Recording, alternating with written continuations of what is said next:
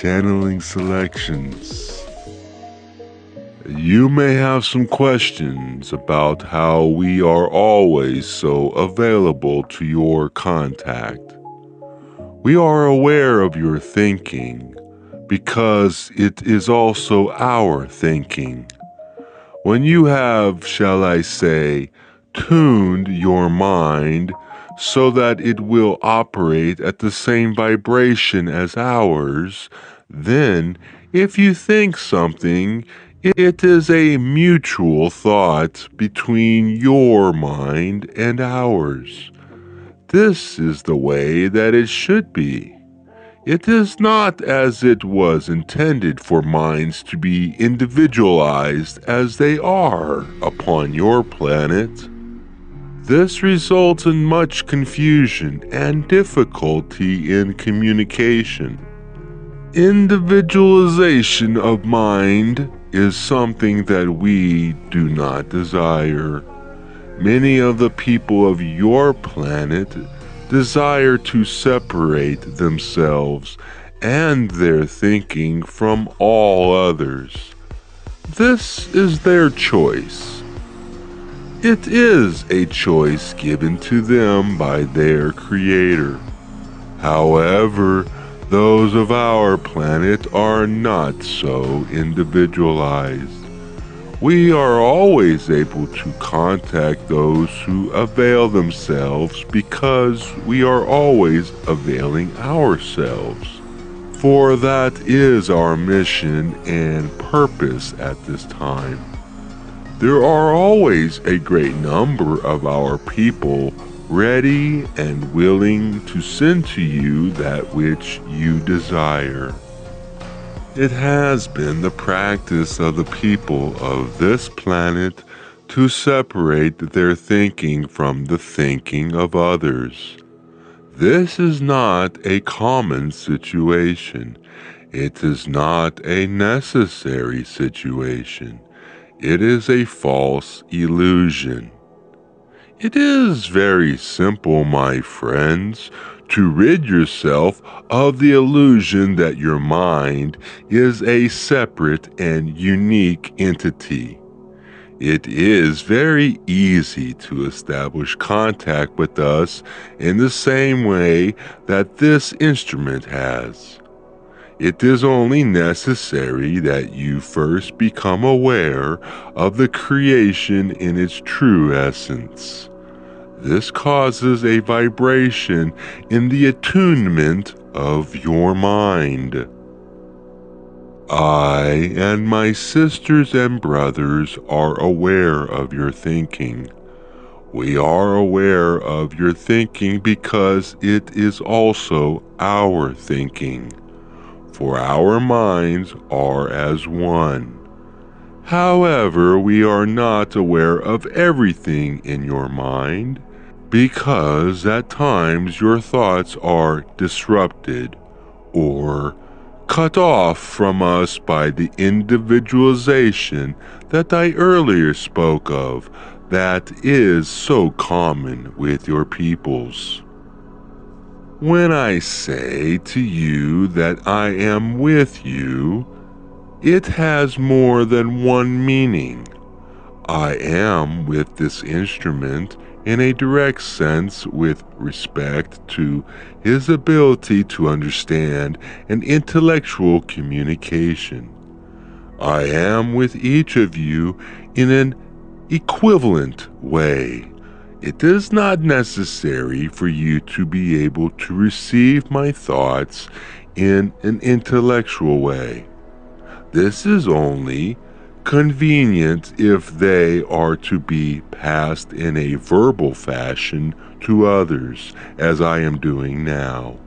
However, the same thoughts are always yours, for they are everyone's. It is only a matter of whether or not you desire the thoughts. We have actually only one thing to present to your people. This is truth, and it is very simple. If they would simply learn to accept this truth and utilize it, they would be free of their limitations.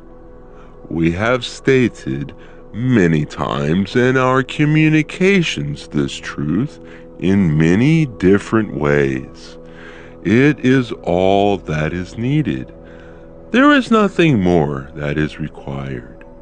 For once you are able to assimilate this knowledge, you are then in a position to know all things. For you are then in communion with all of the creation. This is the way that you were created. Only through, shall I say, errors in experimentation with free will has man limited his thinking and cut him and herself off from total knowledge. The mind of man is not created so it is isolated. It is created to be in contact with all consciousness at all times. It is possible through understanding which is not intellectual in form to realize the single truth that allows man of earth to remove this limitation or separation from the infinite mind. It is only necessary that the individual avail him or herself to this infinite mind through the practice of daily meditation. Everything that you have experienced has been created by mind. It is in some instances obvious that this is true. In others, it is less obvious. If you consider the creation of man, whatever they may be, his cities, his homes or factories or vehicles for conveyance, all of these things are expressions of his thought. They have been brought into existence through a physical manipulation of his body. However, they are no less a direct manifestation of thought. We have stated that the entire creation is an expression of thought. The original thought of the Creator. It is possible for you to appreciate this statement by considering what is in evidence about you. About you find the expressions and manifestations of the creations of man. This preoccupies most of the people of this planet. In addition to these creations, you find the expression and creations of the Creator. However, upon considering this, it should be noted that man is an expression and a creation of the Creator. Therefore, his creations are simply an extension of the original thought and the original creation of the Creator.